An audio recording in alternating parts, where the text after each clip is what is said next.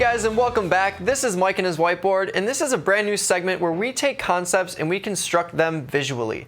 So if you've missed previous segments, we've got a lot of great content. You can check out shows at the top of the page. Scroll down to Mike and his whiteboard, and we've got all of them there. Great stuff for beginners and advanced people as well. So today we're also going to get into bulls and bears, and we're going to talk about the difference between being long, short, and bullish and bearish. So we talked yesterday about in the money and out of the money, and how when I was starting trading, I thought that in the money when I was selling options would be a good thing, because I thought in the money would mean I would be in the profit, which is not the case when we're selling. So today we're actually going to break down being a bull, being a bear, and also being long and short, and different scenarios where being short something doesn't necessarily mean you're a bear, and being long something doesn't necessarily mean you're a bull. So let's get right into it. So when we're talking about being long or short, and especially on the Taste Trade Network, you might hear Tom or Tony say, I'm long this underlying, or I'm short this underlying. So in that sense, what they're talking about is this, essentially they are bullish or bearish. So if they're long a certain underlying, that must mean that they're a long stock, or they have long deltas, and they're going to be bullish on that underlying. So when we're long, essentially what is going to be happening is we're going to be owning something. So for this example, we're going to be notifying this with a plus sign. So it's just the opposite when we're talking about short. So on the network, if you hear someone say, I'm short SPY, or I'm short the S&Ps, normally that's going to mean that they're bearish in that situation. However, there are situations where being short something does not necessarily mean that we're bearish. But for simplicity's sake, we're going to signify being short with a minus sign. And we're going to get into this. We're going to give some examples and show you exactly how this could be and how we can be long something in bearish or short something in bullish. So let's go to the next slide here, and we'll break down bullish, neutral, and bearish. So bullish essentially means that we want the underlying to go up. So if I'm bullish something, I want that underlying to skyrocket through the roof, because if I have a position on and I have a bullish position in that underlying, if the stock price goes up, that's going to be good for my position. If I'm neutral, then that must mean that I basically don't really have a directional assumption, and a little bit up or a little bit down isn't going to hurt me either way. And we do have a lot of great strategies such as Strangles, Straddles, Iron Condors that exemplify that neutral bias. So as you can see with the graph here, it doesn't really matter as long as the underlying stays in a certain range. I'm going to have that neutral bias or neutral assumption. And bearish is going to mean that I want that underlying to go down. So for whatever reason, maybe it's hit all-time highs and I place a position that's bearish, I'm going to want that underlying to go down to be profitable in my bearish position. So as you can see here from the graph, we want that position to go down. So what I want you to take away from this slide is the up arrow being bullish, the sideways arrow being neutral, and the down arrow being bearish. So let's go to the next slide, and we'll talk about a few examples and show you how these certain things are bullish and bearish. So I'm going to keep this legend up here for the next few slides, and we're going to use combinations of bullish, long, short, bearish, and neutral. And we're also going to throw in the calls, puts, and stocks. So we're going to see all these symbols, we're going to mash them together, and we're going to see how these things create bullish or bearish positions. So when we're talking about calls, which is the right to buy 100 shares of stock, if I'm long a call, that means I'm bullish. So if I buy a call at a certain strike price, that gives me the right to buy 100 shares at that strike price. So if I get the right to buy shares at a certain strike price, and now the stock price skyrockets, that's going to be good for me. So if I'm buying a call, I'm going to be bullish. If I'm selling a call, however, I'm going to be neutral to bearish. And the reason why I threw in the neutral here is because there's more ways to win if I'm selling premium instead of buying it. So in a previous whiteboard, we covered buying versus selling premium, and we basically talked through how buying a call, there's only one way I can be successful on that trade, and that's if the underlying does go up past my break-even price. However, if I'm selling a call, the underlying can stay the same, it can go up just a little bit, or it can go down and I can be directionally right, in which case I would be successful on that trade. So with selling a call, it's going to be neutral to bearish, and with buying a call, it's going to be bullish. So same thing with buying and selling stock. These two are pretty straightforward. So stock, if I buy it, obviously I want it to go up because I buy it for a certain price. I want it to sell it for a higher price to reach that profit. So if I'm buying stock, I'm going to be bullish.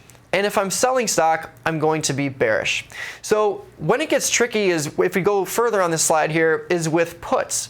So puts, it's not so clear cut. So if we throw up the puts here, we can see that if I'm long a put, I'm actually bearish. So this is the first differentiation between being long and bullish and short and bearish. So if I'm actually long a put, I'm going to be bearish because being long a put gives me the right to sell 100 shares of stock at a certain strike price. So if I own that put and the stock price plummets, I still have the right to sell the shares way up here at that strike price that I purchased the put at. So for that reason alone, I'm going to be bearish on that underlying. And especially with buying puts, like we talked about in buying versus selling premium, there's only one way for me to be right when I'm purchasing a put, and that's if the underlying actually does go down. That's the only way I'm going to be successful. It has to go down past my break-even point.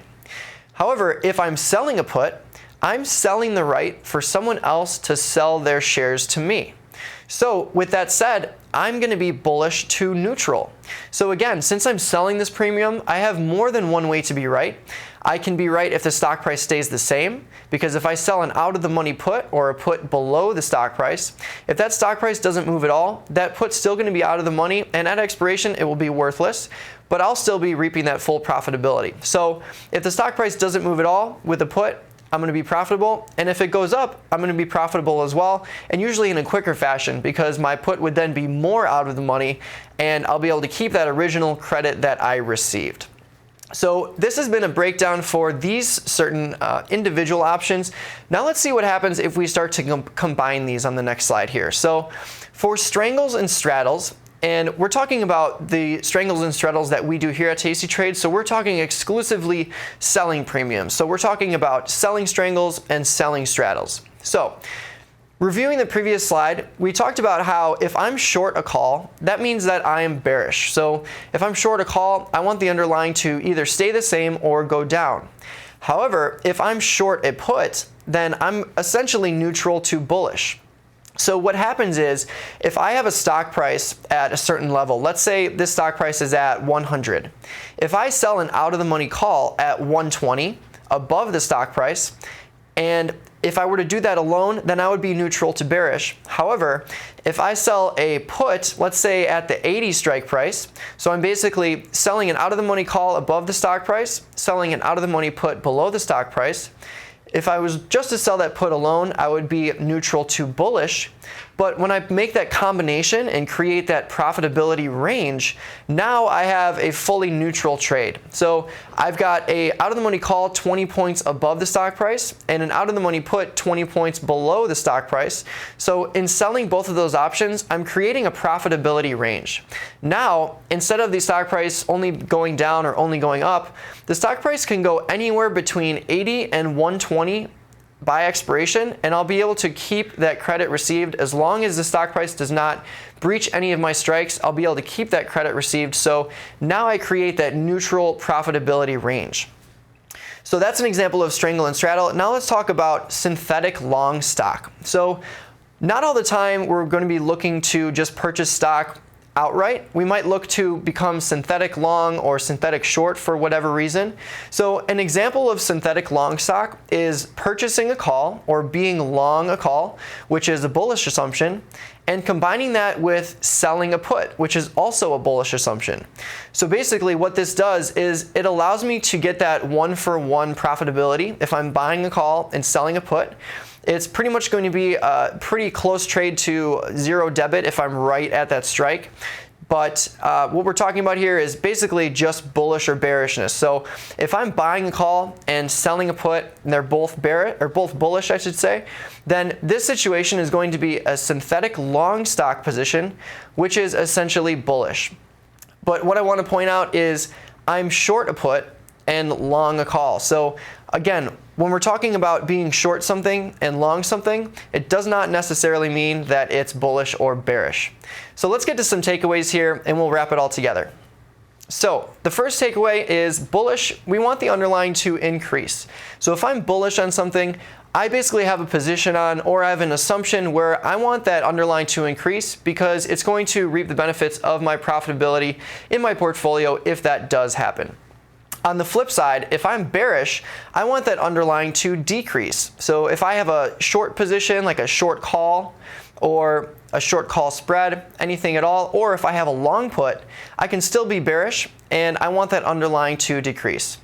So long does not necessarily mean bullish. So again, if I'm long a put, I'm bearish. I don't want that underlying to keep going up because if I'm long a put and the underlying goes up, then that put's going to expire worthless.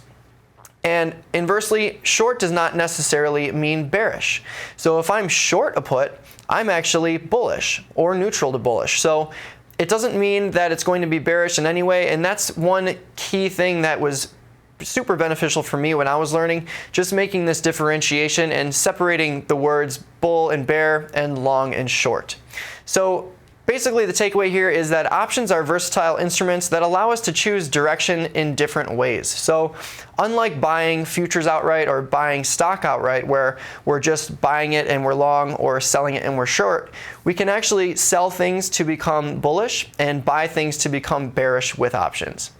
So this has been Bulls and Bears. Thanks so much for watching. Hopefully you enjoyed it. If you've got any questions or feedback, shoot me an email or shoot me a tweet at Doge. Thanks again, and we'll see you on Tuesday.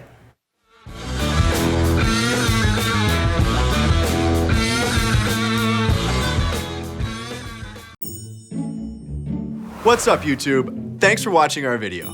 If you like this video, give it a thumbs up. Click below to watch more videos, subscribe to our channel, or go live to tastytrade.com. F that. Sorry.